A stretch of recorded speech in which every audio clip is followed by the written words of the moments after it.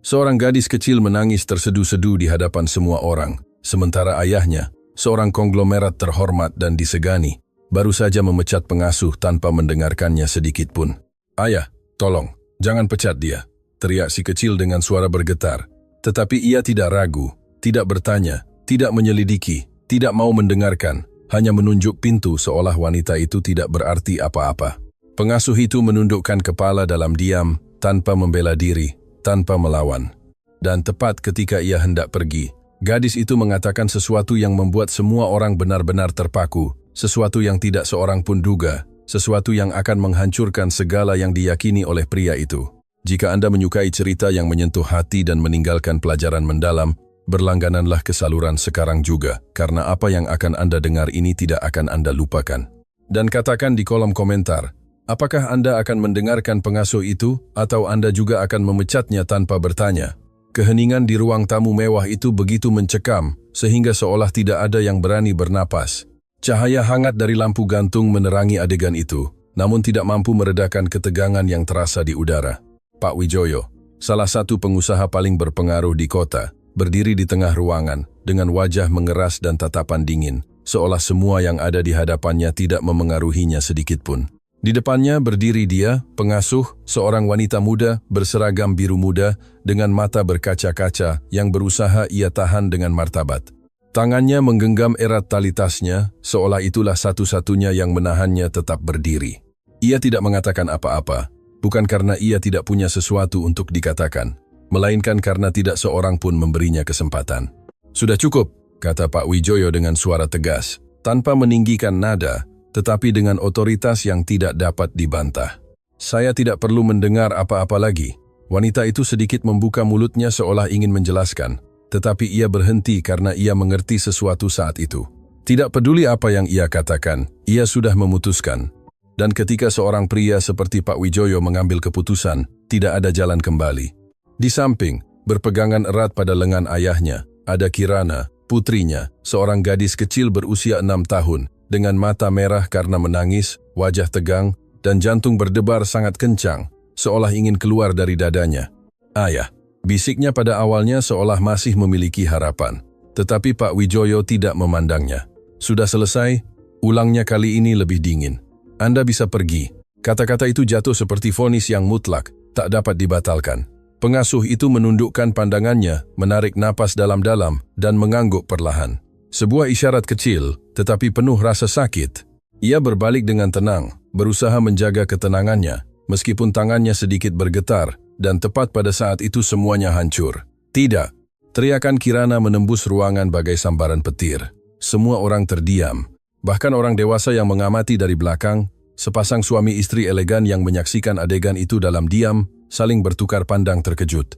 Gadis itu melepaskan lengan ayahnya dan melangkah maju, menunjuk langsung ke pengasuh dengan campuran keputusasaan dan keberanian. "Ayah tidak bisa memecatnya," teriaknya dengan suara bergetar. Dia tidak melakukan apa-apa. Pak Wijoyo akhirnya menoleh, dan untuk pertama kalinya sepanjang adegan itu memandang putrinya, tetapi bukan dengan kelembutan, bukan dengan pengertian, melainkan dengan tatapan tegas, terkontrol, hampir dingin yang biasa ia gunakan dalam bisnis ketika seseorang mempertanyakan otoritasnya. "Kirana," katanya mencoba tetap tenang, "ini bukan urusanmu." Tetapi gadis itu menggelengkan kepala dengan kuat, bertekad. "Ya, ini urusanku," jawabnya dengan air mata mengalir di pipinya. Ayah tidak tahu apa yang terjadi. Pengasuh itu memejamkan mata sesaat, seolah momen itu persis seperti yang ingin ia hindari. "Bapak," ia mencoba berkata dengan suara lembut, "tolong, jika Anda mengizinkan saya menjelaskan." "Tidak," Pak Wijoyo segera menyela, mengangkat tangan. "Saya sudah mendengar cukup, tetapi itu tidak benar." Ia tidak mendengar apa-apa, dan semua orang tahu itu. Keheningan kembali menyelimuti, lebih mencekam dari sebelumnya. Kirana memandang ayahnya seolah tidak mengenalinya, seolah pria yang elegan, kuat, dan sukses itu bukan orang yang sama yang memeluknya di malam hari. "Ayah," katanya kali ini, dengan nada yang lebih rendah, tetapi jauh lebih dalam. "Ayah selalu bilang kita harus mengatakan yang sebenarnya." Pak Wijoyo mengerutkan kening. Sesuatu dalam kalimat itu membuatnya tidak nyaman. "Tetapi belum cukup, dan saya mengatakannya," jawabnya ketus. "Dia akan pergi." Gadis itu mengepalkan tinjunya, dan kemudian mengatakan sesuatu yang tidak seorang pun duga. sesuatu yang membuat bahkan pengasuh itu membuka matanya karena terkejut. Jika dia pergi, aku juga akan pergi. Udara seolah membeku. Pak Wijoyo menatapnya tajam, seolah tidak percaya apa yang baru saja ia dengar. Jangan bicara omong kosong, jawabnya lebih keras sekarang. Kamu tidak tahu apa yang kamu katakan. Tetapi Kirana tidak mundur selangkah pun. Aku tahu, katanya, karena ayah tidak ada di sana. Kalimat itu menohok berbeda, lebih kuat, lebih telak. Pengasuh itu menundukkan kepala lagi, kali ini tidak mampu menahan air mata yang mengalir di pipinya. Orang dewasa di belakang saling bertukar pandang lagi.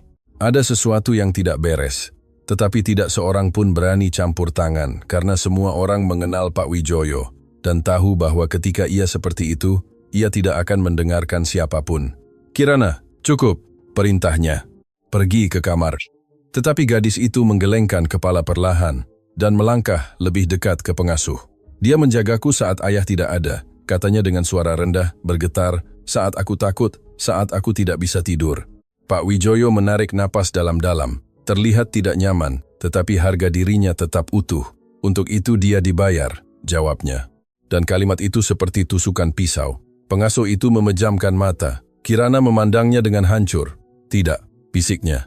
Bukan hanya itu, tetapi Pak Wijoyo tidak ingin mendengar lagi. Sudah selesai, katanya tegas. Percakapan ini berakhir di sini.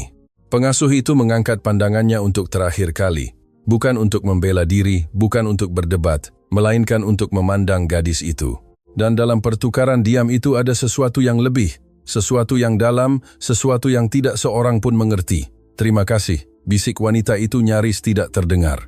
Kirana mulai menangis tak terkendali. Dan tepat ketika pengasuh itu mengambil langkah pertama menuju pintu, gadis itu berteriak sesuatu. Sesuatu yang membuat Pak Wijoyo terdiam sepenuhnya. Sesuatu yang akan mengubah segalanya. Tetapi, belum ada yang tahu mengapa. Pak Wijoyo bukanlah pria yang ragu. Tidak pernah. Sejak muda ia telah belajar bahwa dunia terbagi menjadi dua jenis orang. Mereka yang memerintah dan mereka yang patuh. Dan ia selalu berada di kelompok pertama, bukan karena keberuntungan, bukan karena warisan, melainkan karena disiplin yang dingin, terukur, hampir tanpa ampun. Pada usia 30 tahun ia sudah memimpin perusahaan pertamanya. Pada usia 35 ia telah membangun sebuah kerajaan. Dan pada usia 40 namanya tidak hanya dikenal, melainkan dihormati, disegani, dikagumi. Dalam dunia bisnis, Pak Wijoyo bukan hanya seorang pengusaha, ia adalah sebuah referensi. Seorang pria yang tidak membuat kesalahan, seorang pria yang membuat keputusan cepat dan hampir selalu tepat. Dan jika kadang-kadang tidak, ia tidak menunjukkannya, karena baginya menunjukkan keraguan adalah menunjukkan kelemahan. Dan kelemahan tidak memiliki tempat dalam hidupnya, di rumahnya maupun di hatinya.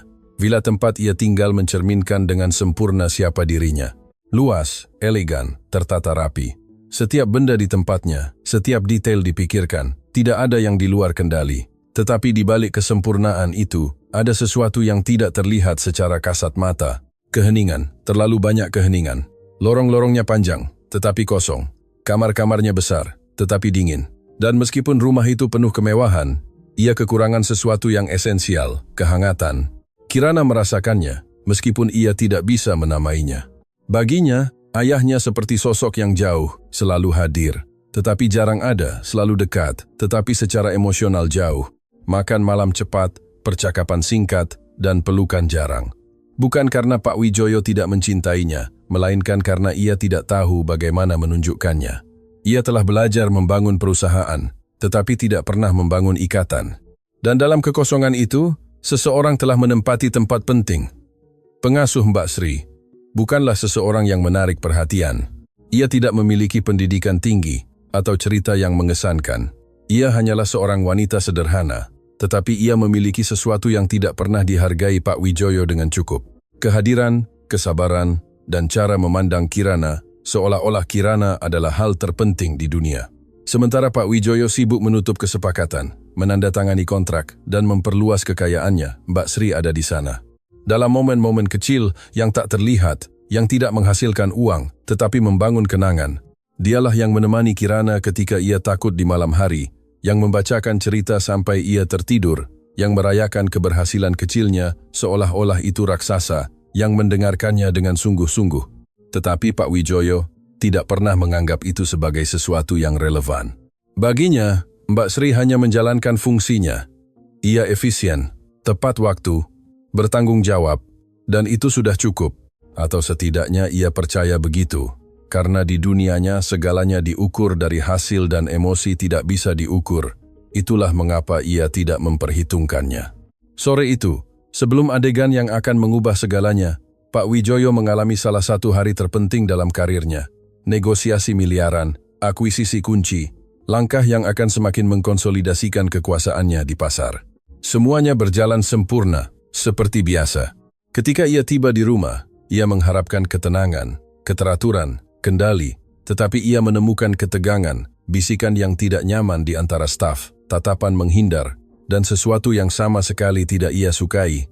Kekacauan, bukan fisik, melainkan emosional, dan itu membuatnya lebih jengkel dari apapun. Saat itulah seseorang mengatakan sesuatu kepadanya, tuduhan langsung, sederhana, dingin. Pengasuh mengambil sesuatu yang bukan miliknya. Tidak ada bukti, tidak ada penjelasan rinci, tidak ada konteks, tetapi bagi Pak Wijoyo itu sudah cukup karena sesuai dengan logikanya. Di dunianya orang-orang berada di tempatnya karena suatu alasan dan ia tidak mempertanyakan itu. Jika seseorang melanggar aturan, ia menanggung konsekuensinya tanpa pengecualian, tanpa emosi, tanpa kesempatan kedua. Itulah mengapa ia tidak menyelidiki, tidak bertanya, tidak mendengar. Ia hanya bertindak seperti biasa, cepat, efisien, definitif. Ketika ia memanggil Mbak Sri ke ruang tamu, keputusannya sudah bulat. Tidak peduli apa yang ia katakan, tidak peduli apa yang ia jelaskan. Baginya, kasus itu sudah ditutup sebelum dimulai, dan itulah yang membuat segalanya menjadi lebih buruk, jauh lebih buruk, karena kali ini bukan tentang angka, bukan tentang bisnis, bukan tentang strategi. Ini tentang sesuatu yang tidak ia mengerti. Sesuatu yang tidak pernah ia pelajari untuk dikelola. Manusia, emosi, kebenaran tak terlihat. Sementara ia berbicara dengan kekejaman khas itu, sementara ia menunjuk pintu seolah itu hanya formalitas, sementara ia mengabaikan suara bergetar, Mbak Sri yang mencoba mengatakan sesuatu, ada sesuatu yang lain terjadi. Sesuatu yang tidak ia lihat, sesuatu yang tidak masuk akal dalam logikanya. Kirana. Ia memandangnya bukan sebagai pria yang kuat, bukan sebagai seorang pemimpin, melainkan sebagai seseorang yang membuat kesalahan. Dan untuk pertama kalinya dalam hidupnya, Pak Wijoyo akan menghadapi sesuatu yang tidak bisa ia kendalikan, bukan dengan uang, bukan dengan wewenang, bukan dengan kekuasaan, melainkan dengan sesuatu yang jauh lebih sulit, kebenaran. Tetapi ia belum tahu. Ia masih percaya bahwa ia benar. Ia masih berpikir bahwa semuanya terkendali. Ia masih yakin bahwa keputusannya tepat. Dan itulah kesalahan terbesarnya. Karena sementara ia berpegang teguh pada harga dirinya, kenyataan mulai runtuh. Dan apa yang akan terjadi selanjutnya tidak hanya akan mempertanyakan keputusannya, melainkan segala yang ia yakini tentang dirinya sendiri. Tetapi itu belum terungkap. Udara di ruangan itu menjadi lebih padat. Tidak ada yang berbicara, tidak ada yang bergerak. Seolah waktu berhenti tepat saat ketidakadilan mulai terbentuk di hadapan semua orang. Mbak Sri masih berdiri di dekat pintu dengan punggung tegak. Tetapi hatinya hancur. Tangannya sedikit bergetar, meskipun ia berusaha keras menyembunyikannya. Ia memegang tasnya erat-erat ke tubuhnya, seolah di dalamnya terdapat semua yang tersisa baginya. Dan dalam arti tertentu memang begitu, karena saat itu ia tidak hanya kehilangan pekerjaannya, ia kehilangan sesuatu yang jauh lebih penting, ikatan dengan Kirana. Bapak, ia mencoba sekali lagi dengan suara lembut namun tegas. Tolong, dengarkan saya sebentar saja, hanya 1 menitnya. Tetapi Pak Wijoyo bahkan tidak memberikannya kesempatan itu. Tidak, jawabnya ketus tanpa memandangnya. Tidak ada lagi yang perlu didengar. Kalimat itu jatuh seperti pintu yang dibanting kuat, definitif, kejam, dan sama sekali tidak adil. Kirana melangkah maju dengan mata berlinang air mata. Ayah, ada, desaknya. Dia mengatakan yang sebenarnya. Tetapi Pak Wijoyo tidak mengubah postur tubuhnya sedikit pun. Kirana, ini bukan permainan, katanya tegas. Ada aturan dan ketika seseorang melanggarnya, ada konsekuensinya. Gadis itu memandangnya bingung, terluka. Bagaimana jika dia tidak melanggarnya? Tanyanya dengan suara bergetar. Pak Wijoyo tidak segera menjawab, tetapi bukan karena ia ragu, melainkan karena baginya kemungkinan itu tidak ada. Saya tidak akan membahas ini, katanya akhirnya. Keputusan sudah bulat. Mbak Sri memejamkan mata sesaat, menarik napas dalam-dalam, dan kemudian melangkah maju sedikit. Bapak Wijoyo, katanya dengan lebih tegas. Kali ini, saya tidak mengambil apapun untuk diri saya sendiri. Keheningan kembali menyelimuti. Pak Wijoyo menoleh perlahan. Untuk pertama kalinya ia memandangnya langsung, tetapi bukan dengan minat, melainkan dengan penghakiman. Itu yang dikatakan semua orang, jawabnya. Wanita itu menggelengkan kepala. Tidak, saya tidak. Suaranya bergetar sesaat, tetapi ia kembali tenang. Ia berhenti. Ia ragu seolah apa yang akan ia katakan lebih rumit untuk dijelaskan. Dan keheningan kecil itu sudah cukup untuk semakin mengutuknya. Pak Wijoyo menyipitkan mata. Lihat, katanya dingin, bahkan kamu tidak bisa mempertahankan versimu sendiri. Tetapi bukan itu. Bukan karena ia tidak bisa, melainkan karena ia tidak tahu apakah ia harus. Karena apa yang ia lindungi bukanlah dirinya, melainkan sesuatu yang lain, sesuatu yang tidak ingin ia ungkapkan. Kirana mengamati semuanya dengan putus asa. Biarkan dia bicara, teriaknya. Tolong. Tetapi Pak Wijoyo mengangkat tangan, memerintahkan keheningan. Ini sudah selesai.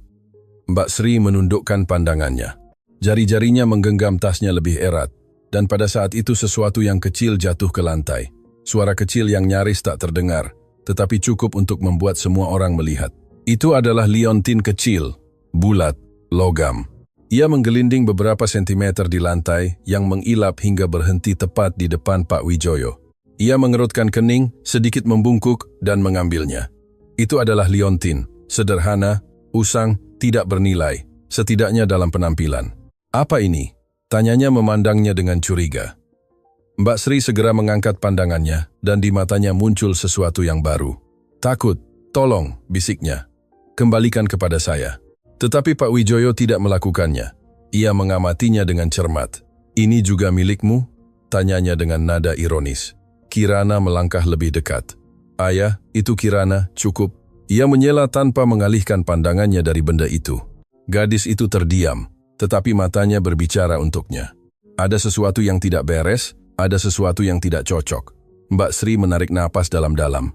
Bukan seperti yang Anda kira, katanya. Saya tidak mengambilnya dari rumah. Pak Wijoyo mengangkat pandangannya. Kalau begitu, jelaskan apa yang dilakukannya di tas Anda. Kesempatan lain, pintu lain yang terbuka, tetapi sekali lagi ia tidak diberi ruang yang cukup. Saya, Mbak Sri memulai, dan berhenti lagi, karena kali ini bukan hanya rasa takut, melainkan keputusan. Sebuah keputusan sulit, hening, menyakitkan. Baiklah, katanya akhirnya menundukkan pandangannya. Jika itu yang Anda percaya, saya tidak bisa berbuat apa-apa. Jawaban itu bukan yang Pak Wijoyo harapkan. Ia mengerutkan kening tidak nyaman, karena tidak ada pembelaan, tidak ada alasan, tidak ada perlawanan. Dan itu, alih-alih meyakinkannya, justru membuatnya semakin jengkel. Jadi, kita sepakat, katanya. Anda bisa pergi. Mbak Sri mengangguk perlahan, tetapi sebelum berbalik ia memandang Kirana dan dalam tatapan itu ada perpisahan yang langsung dimengerti oleh sang anak. Tidak, bisik Kirana dengan suara tercekat. Jangan pergi. Tetapi Mbak Sri tidak menjawab karena jika ia melakukannya, ia tidak akan bisa pergi dan ia harus melakukannya. Ia harus melindungi sesuatu, meskipun itu berarti kehilangan segalanya. Ia melangkah menuju pintu, lalu satu langkah lagi, dan satu langkah lagi. Setiap langkah lebih berat dari sebelumnya. Kirana mulai menangis tak terkendali. Ayah salah, teriaknya. Dia tidak melakukan apa-apa. Tetapi Pak Wijoyo tetap diam, kaku, yakin, percaya bahwa ia melakukan hal yang benar, meskipun segala sesuatu di sekitarnya mulai mengatakan sebaliknya. Dan tepat ketika Mbak Sri hendak melewati ambang pintu, Kirana berteriak sesuatu yang berbeda, sesuatu yang bukan terdengar seperti pembelaan, melainkan seperti sebuah pengungkapan, sesuatu yang membuat Mbak Sri terdiam membeku, dan Pak Wijoyo merasakan ketidaknyamanan samar di dadanya. Untuk pertama kalinya, karena kalimat itu tidak seperti yang lain, kalimat itu memiliki sesuatu yang lebih, tetapi belum ada yang mengerti mengapa. Karena itu demi aku, teriak Kirana. Kalimat itu jatuh seperti pukulan telak di tengah keheningan. Mbak Sri berhenti tepat sebelum melewati pintu. Tangannya menegang, napasnya terputus sesaat, dan Pak Wijoyo terdiam sepenuhnya. Apa katamu? Tanyanya perlahan, menoleh ke arah putrinya. Tetapi Kirana tidak lagi ragu. Tidak lagi gemetar. Sekarang ada sesuatu yang berbeda di matanya. Keteguhan, rasa sakit, dan kebenaran yang tidak bisa lagi ia simpan. Itu demi aku, ulangnya kali ini dengan lebih kuat. Dia tidak melakukan kesalahan apapun. Pak Wijoyo mengerutkan kening. Kirana, apa kamu tidak mengerti apa yang kamu katakan? Ya, aku mengerti. Gadis itu menyela dengan air mata menetes di pipinya. Ayah tidak ada di sana. Sekali lagi kalimat itu lebih kuat, lebih langsung, lebih sulit untuk diabaikan. Ruangan itu seolah menyusut, seolah semua dinding perlahan mendekat, memaksa semua orang untuk menghadapi apa yang sedang terjadi. Mbak Sri memejamkan mata sesaat. Ia tahu momen itu akan datang, dan ia telah berusaha menghindarinya. Ia telah melakukan segalanya. Tetapi Kirana tidak bisa diam. Tidak ketika ia merasa sesuatu yang begitu penting sedang dihancurkan di hadapannya. Kirana, Mbak Sri mencoba berkata dengan suara rendah. Tidak perlu. Tetapi gadis itu menggelengkan kepala. Perlu, jawabnya. Karena ayah tidak tahu apa-apa. Kata-kata itu menyakitkan. Bukan hanya karena apa yang dikatakannya, melainkan bagaimana ia mengatakannya. Seolah ia tidak lagi memandang ayahnya sebagai pelindung, melainkan sebagai seseorang yang gagal. Pak Wijoyo menarik napas dalam-dalam, rahangnya menegang. Bicara, katanya akhirnya, menyilangkan tangan. Aku mendengarkanmu. Itu adalah kali pertama sepanjang adegan itu ia benar-benar bersedia mendengar, tetapi itu tidak sama lagi, karena itu bukan dari kepercayaan, melainkan dari tantangan. Kirana melangkah maju. Tangan kecilnya mengepal. Suaranya bergetar, tetapi ia tidak berhenti. Kemarin malam dimulai. Aku tidak bisa tidur. Pak Wijoyo mengamatinya tajam, tanpa menyela, tetapi juga tanpa menunjukkan emosi. Aku masih takut, lanjutnya. Sangat takut. Suaranya melunak seolah kembali ke momen itu. Aku memanggil, tetapi ayah tidak mendengar. Detail itu. Kecil, sederhana, tetapi dalam. Menohok dalam keheningan. Mbak Sri menundukkan pandangannya. Pak Wijoyo tidak bereaksi, tetapi ada sesuatu dalam ekspresinya sedikit berubah. Lalu dia datang, kata Kirana memandang Mbak Sri. Dia menemaniku. Pengasuh itu mengatupkan bibirnya berusaha menahan emosi. Dia menceritakan sebuah dongeng, lanjut gadis itu, dan kemudian memelukku sampai aku tertidur. Keheningan yang berbeda memenuhi ruangan. Bukan lagi ketegangan, melainkan ketidaknyamanan. Ada sesuatu yang mulai mengganggu di dalam hati, dan ketika aku bangun, Kirana berhenti sejenak. Aku menangis. Pak Wijoyo menelan ludah, nyaris tak terlihat, karena aku sakit. Tambahnya menyentuh dadanya lembut. Gerakan itu lebih kuat dari kata-kata apapun. Sakit apa? Tanya Pak Wijoyo, kali ini tanpa kekerasan. Tetapi masih berusaha mempertahankan kendali, Kirana menatapnya langsung ke mata. Di sini, bisiknya seperti saat ada sesuatu yang salah, tetapi ayah tidak tahu mengapa. Mbak Sri memejamkan mata karena ia tahu persis apa yang dimaksudnya. Dan dia, lanjut gadis itu, tidak pergi. Suara Kirana mulai bergetar lagi. Dia menemaniku semalaman. Tidak ada yang berbicara, tidak ada yang bergerak. Dia mengatakan semuanya akan baik-baik saja. Katanya, dia bilang aku tidak perlu takut. Pak Wijoyo mengalihkan pandangannya sesaat, hanya sedetik. Tetapi itu sudah cukup. Dan ketika sudah larut, Kirana ragu. Aku mengatakan sesuatu padanya. Mbak Sri segera membuka matanya. Kirana, bisiknya dengan sedikit getaran. Tidak perlu. Tetapi gadis itu menggelengkan kepala. Perlu. Dan kemudian ia melangkah lebih dekat ke ayahnya. Aku bilang aku takut kehilangan ayah. Kalimat itu jatuh ke pusat hati Pak Wijoyo tanpa peringatan, tanpa pertahanan. Karena ayah selalu sibuk, tambahnya. Karena ayah hampir tidak pernah bersamaku. Suaranya menjadi lebih lembut, lebih rentan. Dan dia mengatakan padaku bahwa tidak akan terjadi apa-apa, bahwa ayah mencintaiku. Pak Wijoyo memejamkan mata sesaat, seolah ada sesuatu di dalam dirinya mulai bergerak, tetapi itu belum cukup. Ia belum mengerti semuanya. Dan apa hubungannya dengan ini? Tanyanya mencoba mendapatkan kembali kendali, tetapi suaranya tidak lagi sama. Kirana menarik napas dalam-dalam dan mengatakan sesuatu lagi, sesuatu yang lebih kecil, tetapi jauh lebih dalam. Ayah, bisiknya. Dia adalah satu-satunya yang menemaniku saat aku takut. Keheningan total, mutlak, dan ayah tidak ada. Itulah kalimatnya, singkat, sederhana, tetapi menghancurkan. Pak Wijoyo terdiam, bukan karena tidak ada yang perlu dikatakan, melainkan karena untuk pertama kalinya, ia tidak yakin bahwa ia benar. Mbak Sri menundukkan kepala. Air mata jatuh perlahan di pipinya, bukan karena kesedihan, melainkan sesuatu yang lain, ketidakberdayaan, kebenaran yang tertahan. Kirana menatapnya tajam menunggu sesuatu, apapun. Tetapi Pak Wijoyo tidak bereaksi. Belum, karena saat itu, meskipun ada sesuatu di dalam dirinya mulai hancur, ia belum mengetahui seluruh kebenaran dan apa yang belum terungkap jauh lebih besar dari yang ia bayangkan. Keheningan yang mengikuti kata-kata Kirana tidak seperti sebelumnya. Ini berbeda, lebih berat, lebih tidak nyaman, lebih nyata. Pak Wijoyo tetap berdiri, tak bergerak, dengan tatapan kosong sesaat, seolah mencoba menata sesuatu di dalam kepalanya yang tidak lagi cocok seperti sebelumnya. Potongan-potongan itu tidak sesuai, tidak sepenuhnya, dan itu membuatnya gelisah karena ia tidak terbiasa dengan keraguan. Tidak pernah. Ini tidak mengubah fakta, katanya akhirnya dengan suara terkontrol, meskipun sedikit lebih rendah dari sebelumnya. Satu hal tidak ada hubungannya dengan yang lain, tetapi bahkan saat mengatakannya ia tidak sepenuhnya yakin. Kirana memandangnya dengan campuran kesedihan dan frustrasi.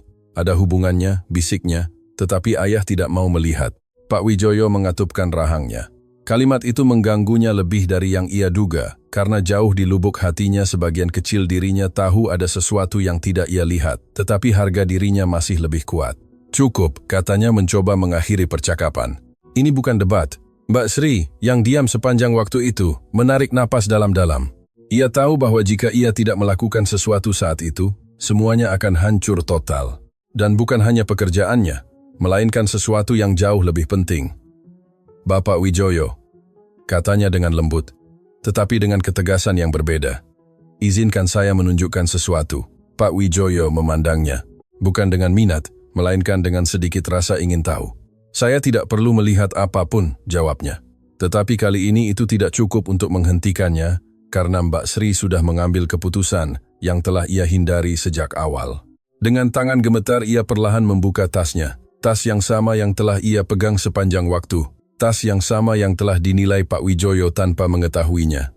Dan ia mengeluarkan sesuatu. Selembar kertas terlipat, kusut di sudut-sudutnya, tetapi jelas penting. Tolong, katanya sambil menyerahkannya. Lihatlah saja. Pak Wijoyo ragu, hanya sebentar. Tetapi keraguan itu sudah merupakan sebuah perubahan. Akhirnya ia mengambil kertas itu, membukanya dengan hati-hati dan apa yang ia lihat bukanlah yang ia harapkan. Itu adalah gambar yang dibuat dengan krayon, warna-warna sederhana, goresan anak-anak, tetapi penuh makna. Di tengah ada seorang gadis kecil tersenyum, di sampingnya seorang wanita juga tersenyum, berpegangan tangan, dan sedikit lebih jauh, digambar dengan garis-garis lebih kaku, seorang pria sendirian, terpisah. Pak Wijoyo mengerutkan kening. Apa ini? Tanyanya tanpa sepenuhnya mengerti, tetapi Kirana dengan cepat mendekat. Itu milikku, katanya. Suaranya lembut sekarang, hampir rapuh. Pak Wijoyo kembali melihat gambar itu, dan sesuatu di dalam dirinya bergerak sangat sedikit. Aku membuatnya kemarin, lanjut Kirana, sebelum tidur. Mbak Sri menundukkan pandangannya, seolah kertas itu mengandung lebih banyak dari yang ingin ia tunjukkan. Dan mengapa ada di tasnya? Tanya Pak Wijoyo kembali mengeraskan nada. Tetapi kali ini jawabannya datang tanpa ragu. Karena aku yang memberikannya padanya, kata Kirana. Pak Wijoyo mengangkat pandangannya langsung ke arahnya. Mengapa? Gadis itu ragu sesaat, tetapi tidak mundur. Karena aku tidak ingin dia pergi. Jawabnya. Karena aku tahu sesuatu akan terjadi. Kalimat itu menggantung di udara. Bagaimana sesuatu akan terjadi?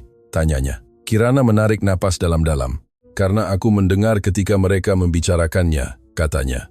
Ketika mereka mengatakan, dia mengambil sesuatu. Mbak Sri memejamkan mata. Itulah momen yang ia takuti. Dan itu tidak benar, tambah gadis itu. Aku ada di sana. Pak Wijoyo merasakan simpul samar di perutnya. Apa yang kamu dengar persisnya? Tanyanya lebih serius. Sekarang Kirana menatap lantai sesaat, seolah menghidupkan kembali momen itu. Aku mendengar seseorang mengatakan ada sesuatu yang hilang dan dia yang memilikinya, jawabnya. Tetapi tidak ada yang melihat apapun. Kalimat terakhir itu jatuh berbeda. Tidak ada yang melihat apapun. Pak Wijoyo menggenggam gambar itu lebih erat, tanpa menyadarinya, karena itu tidak cocok dengan apa yang telah diceritakan kepadanya. Dan mengapa kamu tidak mengatakan apa-apa sebelumnya? Tanyanya. Karena aku takut, jawab Kirana. Tetapi dia tidak. Gadis itu memandang Mbak Sri. Dia bilang semuanya akan baik-baik saja, tidak akan terjadi apa-apa. Mbak Sri menarik napas dalam-dalam dan akhirnya berbicara. Saya tidak ingin melibatkannya, katanya. Saya tidak ingin Kirana merasa bertanggung jawab. Pak Wijoyo menatapnya tajam. Sekarang, untuk pertama kalinya, ia benar-benar mendengarkannya. Jadi, katakan padaku, katanya perlahan. Apa yang sebenarnya terjadi? Pertanyaan itu datang terlambat, tetapi datang. Mbak Sri ragu hanya sesaat dan kemudian mengangguk. Baiklah, katanya, saya akan memberitahu Anda. Tetapi sebelum melakukannya, ia memandang Kirana dan kemudian Pak Wijoyo, seolah ia tahu bahwa setelah itu tidak ada yang akan sama lagi. Pak Wijoyo merasakan sesuatu yang aneh di dadanya, ketidaknyamanan yang meningkat, perasaan bahwa ia telah membuat kesalahan, tetapi ia belum tahu seberapa besar, ia belum mengetahui seluruh kebenaran. Dan ketika Mbak Sri membuka mulut untuk berbicara, suasana berubah, karena apa yang akan ia katakan tidak hanya akan mengklarifikasi apa yang terjadi, melainkan akan mengungkapkan sesuatu yang jauh lebih dalam, sesuatu yang Pak Wijoyo tidak siap hadapi, tetapi tidak ada jalan kembali. Mbak Sri tidak langsung berbicara, ia menarik napas dalam-dalam, seolah perlu mengumpulkan keberanian, bukan untuk membela diri, melainkan untuk mengatakan sesuatu yang telah ia simpan dalam diam terlalu lama. Pak Wijoyo mengamatinya tajam. Sekarang, tanpa menyela, tanpa memaksakan, tanpa memotong kata-katanya, untuk pertama kalinya ia bersedia mendengarkan, dan itu mengubah segalanya. Kemarin malam dimulai, Mbak Sri dengan suara lembut namun tegas. Ketika Kirana tidak bisa tidur, saya menemaninya. Kirana menundukkan pandangannya mengingat momen itu. Ia sangat ketakutan, lanjut Mbak Sri. Ia mengatakan dadanya sakit. Ia merasakan sesuatu yang aneh. Pak Wijoyo sedikit mengerutkan kening. Detail itu tidak ia ketahui. Saya pikir itu kecemasan, tambah Mbak Sri. Tetapi saya tidak ingin mengambil risiko. Ia berhenti sejenak, memandang tangannya. Saya pergi ke dapur untuk mencari air dan menemukan kotak P3K. Pak Wijoyo mengikutinya dengan pandangannya. Setiap kata mulai terasa lebih berat. Ada sebuah botol, katanya, sebuah obat. Keheningan kembali menyelimuti. Saya mengambilnya, tambahnya, tetapi bukan untuk saya. Kirana mengangkat pandangannya. Dia memberikannya padaku, bisiknya. Dan aku merasa lebih baik. Pak Wijoyo mengatupkan bibirnya. Pikirannya mulai menghubungkan berbagai hal, tetapi itu belum cukup. Dan mengapa Anda tidak mengatakannya sejak awal? Tanyanya. Meskipun kali ini tanpa kekerasan, Mbak Sri menatapnya langsung. Dengan campuran kesedihan dan kejujuran, karena itu bukan milik saya, jawabnya. Dan saya tahu itu tidak akan terdengar baik. Jawaban itu sederhana, tetapi nyata. Selain itu, tambahnya, ketika saya kembali, saya mendengar bahwa mereka sudah membicarakan ada sesuatu yang hilang. Kirana mengangguk sedikit, dan saya mengerti apa yang akan terjadi, lanjut Mbak Sri. Saya tahu tidak ada yang akan mempercayai saya. Pak Wijoyo merasakan sedikit pukulan di dadanya karena jauh di lubuk hatinya ia tahu itu benar. Saya bisa saja menjelaskan, lanjutnya. Saya bisa saja bersikeras, tetapi ia ragu. Dan keraguan itu mengatakan segalanya. Saya tidak ingin Kirana merasa bersalah. Ia mengakhiri. Keheningan yang mengikuti begitu dalam, berat, menyakitkan. Kirana mulai menangis dalam diam. Aku bilang padanya untuk tidak mengatakan apa-apa, bisik gadis itu. Karena aku pikir ayah akan marah padaku. Pak Wijoyo memejamkan mata sesaat. Kalimat itu bukan tentang pengasuh, melainkan tentang dirinya. Dan bukan hanya itu, tambah Mbak Sri dengan suara lebih rendah. Pak Wijoyo membuka matanya. Apalagi, Mbak Sri ragu seolah apa yang akan datang lebih sulit lagi. Liontin itu, katanya akhirnya. Pak Wijoyo menundukkan pandangannya ke benda kecil yang masih ada di tangannya. Itu bukan sesuatu yang saya ambil dari rumah, jelasnya. Itu milik saya. Ia mengerutkan kening. Kalau begitu, mengapa Anda menyembunyikannya? Mbak Sri menarik napas dalam-dalam, karena saya tidak ingin Kirana melihatnya saat itu. Kirana mengangkat kepalanya bingung. Mengapa? Mbak Sri memandangnya dengan lembut. Karena liontin itu milik putra saya. Udara terhenti secara harfiah. Pak Wijoyo tidak bergerak, tidak berbicara. Itu satu-satunya yang tersisa dari dia, lanjut Mbak Sri dengan suara bergetar untuk pertama kalinya. Dia meninggal 2 tahun lalu. Kirana mengangkat tangan ke mulutnya. Matanya dipenuhi air mata baru, berbeda, lebih dalam. Dan tadi malam, tambah Mbak Sri, ketika Kirana takut, saya memegangnya. Ia berhenti sejenak. Saya memberikannya sesaat agar dia tidak merasa sendirian. Kirana mengangguk di antara air mata. Dia mengatakan padaku untuk tidak takut, bisiknya, bahwa putranya juga tidak takut.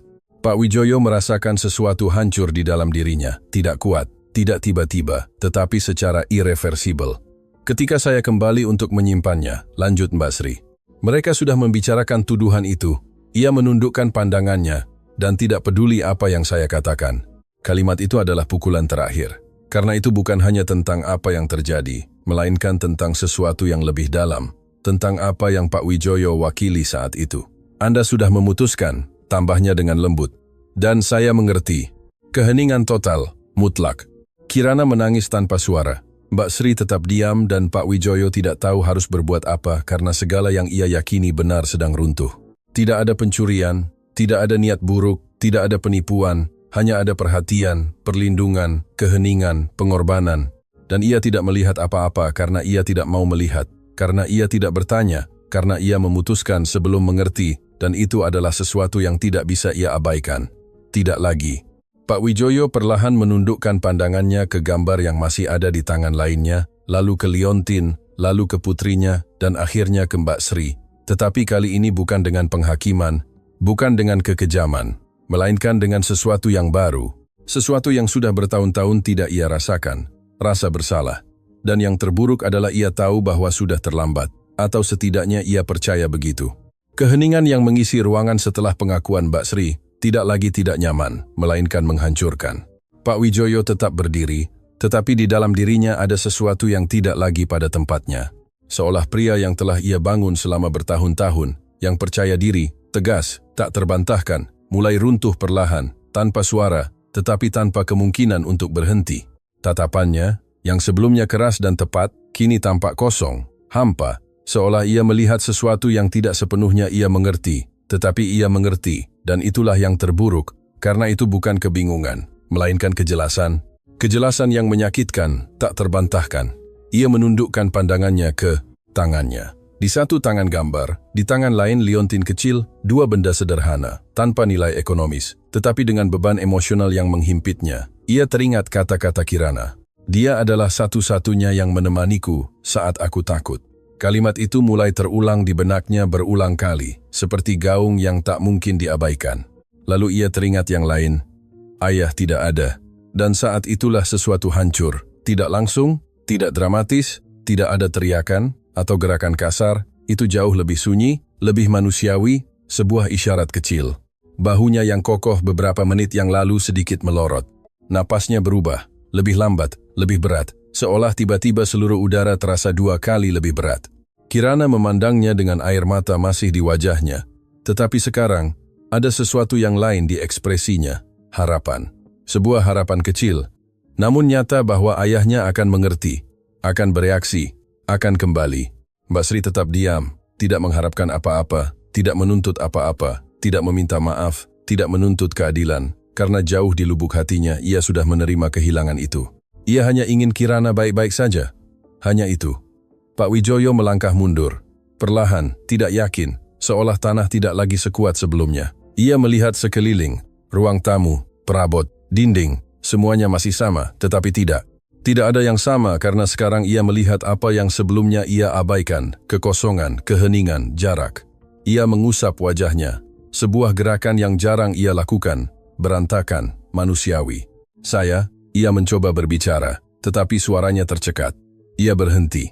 Ia bernapas. Ia mencoba lagi. Saya tidak tahu, tetapi kalimat itu tetap tidak lengkap, karena tidak cukup. Tidak tahu bukan lagi alakan, tidak. Setelah apa yang telah ia lakukan, Kirana melangkah maju sedikit ke arahnya. Ayah, bisiknya. Tetapi Pak Wijoyo tidak langsung memandangnya karena ia tidak bisa, karena ia tahu bahwa jika ia melakukannya, ia akan melihat sesuatu di matanya yang tidak siap ia hadapi. Kekecewaan. Dan akhirnya ia memandangnya dan di sana, bukan sebagai celaan, melainkan sebagai kebenaran murni, menyakitkan, tak terbantahkan. Maafkan saya, kata Kirana dengan suara rendah. Pak Wijoyo mengerutkan kening, bingung. Mengapa kamu? Tanyanya hampir berbisik. Gadis itu menundukkan pandangannya. Karena aku tidak memberitahu ayah sebelumnya, jawaban itu adalah luka lain, tetapi berbeda, lebih dalam. Karena itu menunjukkan sesuatu yang tidak ingin ia lihat. Putrinya sendiri telah takut kepadanya.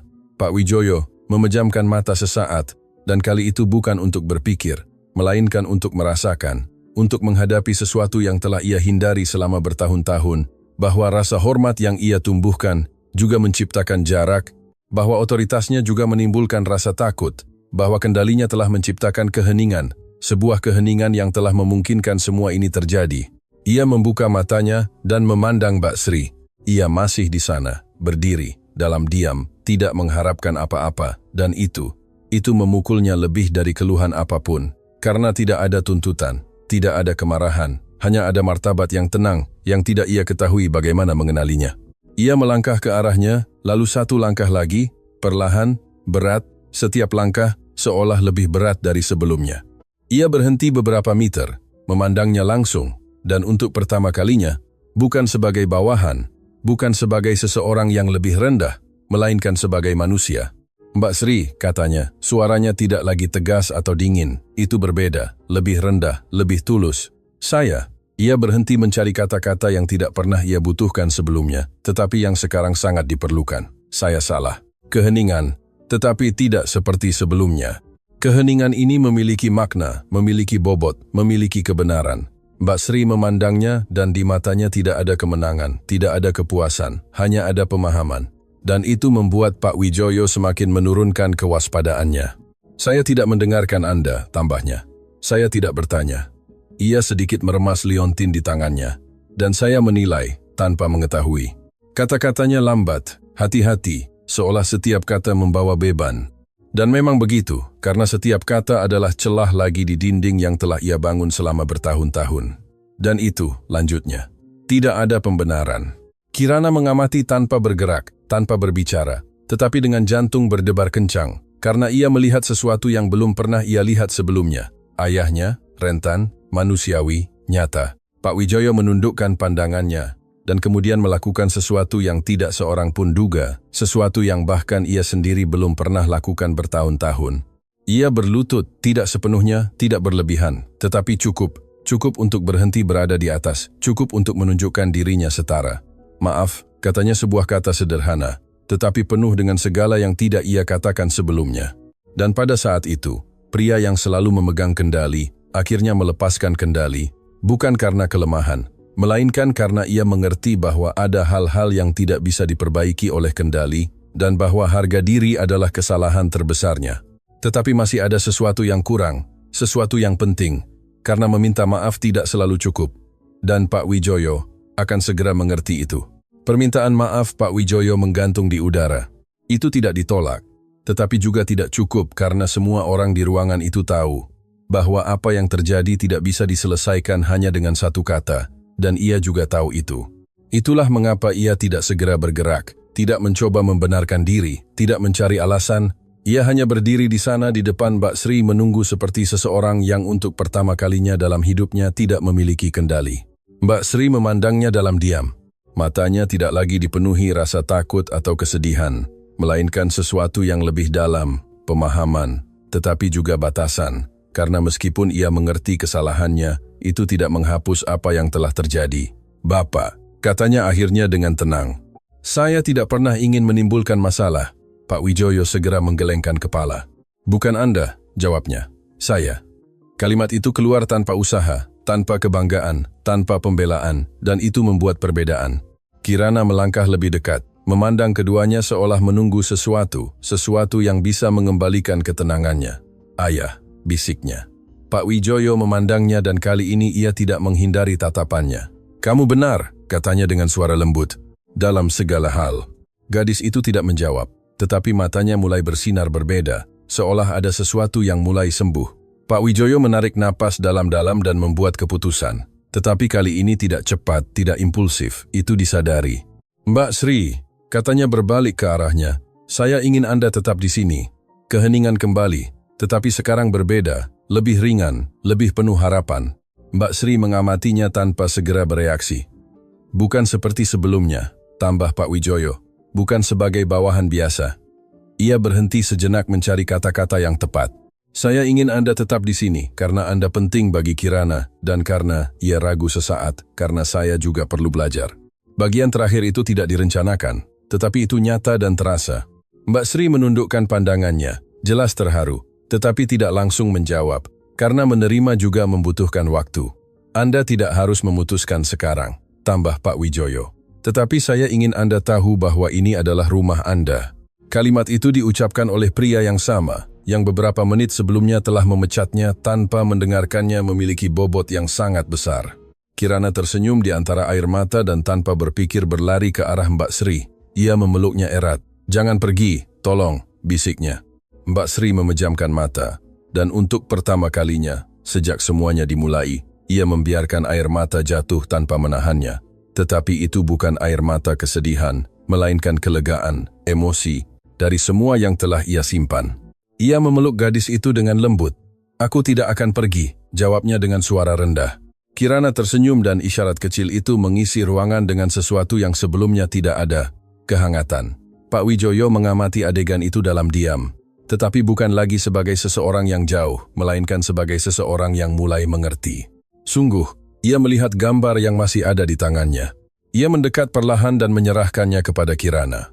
"Menurutku pria ini perlu berubah," katanya menunjuk sosok yang sendirian di kertas itu. Gadis itu memandangnya dan untuk pertama kalinya sepanjang cerita ia tersenyum tanpa kesedihan. "Ya," jawabnya. Tetapi dia bisa mendekat. Pak Wijoyo mengangguk dan pada saat itu ia melakukan sesuatu yang sederhana, tetapi kuat. Ia berlutut di depannya, setinggi dengannya, tanpa setelan jas, tanpa gelar, tanpa kekuasaan, hanya sebagai seorang ayah. "Maukah kamu memberiku kesempatan lagi?" tanyanya. Kirana tidak ragu.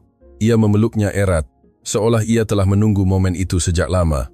Dan Pak Wijoyo memejamkan mata, merasakan segalanya, kesalahan, rasa bersalah, tetapi juga kemungkinan untuk berubah. Ia berdiri perlahan dan memandang Mbak Sri. "Terima kasih," katanya. Ia menggelengkan kepala lembut. "Anda tidak perlu berterima kasih kepada saya," jawabnya. "Hanya dengarkan lain kali." Pak Wijoyo mengangguk. Dan kali itu ia tidak akan melupakannya karena ia telah belajar sesuatu yang tidak pernah diajarkan oleh bisnis apapun kepadanya, sesuatu yang tidak ada dalam angka, tidak dalam kontrak, tidak dalam kesuksesan. Ia telah belajar melihat, mendengar, merasakan, dan yang terpenting menghargai apa yang benar-benar penting, karena hari itu ia tidak kehilangan uang, tidak kehilangan kekuasaan, tidak kehilangan prestis, tetapi ia hampir kehilangan sesuatu yang jauh lebih penting, putrinya, kepercayaannya, ikatannya. Dan ia mengerti bahwa tidak semua bisa dipulihkan dengan uang, bahwa ada kesalahan yang tidak bisa dibeli kembali, dan bahwa ada orang-orang yang datang ke hidup Anda tanpa suara, tetapi menopang segalanya dalam diam. Malam itu, untuk pertama kalinya dalam waktu yang lama, tidak ada terburu-buru, tidak ada telepon, tidak ada rapat, hanya sebuah meja, 3 orang, dan sebuah percakapan nyata. Kirana berbicara, Mbak Sri tersenyum, dan Pak Wijoyo mendengarkan dengan sungguh-sungguh, karena akhirnya ia mengerti sesuatu yang akan mengubah hidupnya selamanya. Keberhasilan sejati tidak diukur dari jutaan, melainkan dari orang-orang yang tetap berada di sisi Anda ketika Anda tidak memiliki apa-apa untuk ditawarkan, kecuali hati Anda.